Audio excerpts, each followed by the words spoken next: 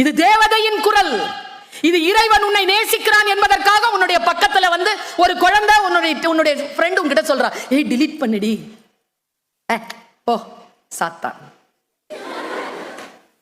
இறைவன் உன்னை குர்ஆன்ல ஒரு வார்த்தை இருக்கு குழந்தைகளே, இறைவன் உன்னை தண்டிக்க வேண்டும் என்று முடிவு செய்து விட்டால் உன் சிந்தனைக்கு திரையிட்டு விடுகிறான்.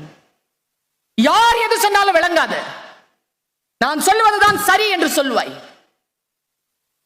இறைவன் உன்னை நேசிக்க வேண்டும் என்றால் உன் பக்கத்தில் இருக்கக்கூடிய ஒலிகளை உன் ஆசிரியர்கள், எனக்கு ஆகாத டீச்சர் தாங்க, கெமிஸ்ட்ரி டீச்சர் ஆகாத டீச்சர் தான். நான் பேசும்போது இந்த என்ன கையை காட்டி சுல்தானா எழுந்திருச்சு நில்லு, நான் ஏன் பேசுற கிளாஸ்ல கூட கூட பேசிட்டே இருப்பேன். நான் +1 வரைக்கும் பேசினேன்.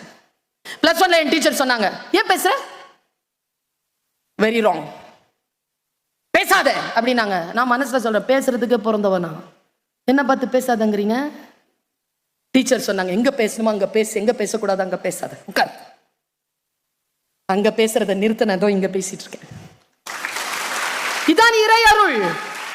வார்த்தைகள் யார் மூலமாகவும் வரும் என் குழந்தைகளே, அதை வாரி எடுத்துக்கொள்வதற்கான ஆற்றல் ஆசீர்வதிக்கப்பட்டவர்களுக்கு மட்டும் தான் இருக்கிறது. நீங்கள் ஆசீர்வதிக்கப்பட்டவர்களாக இருக்க வேண்டும் என்று நான் பிரார்த்தித்தபடி இதை பேசிக் கொண்டிருக்கிறேன்.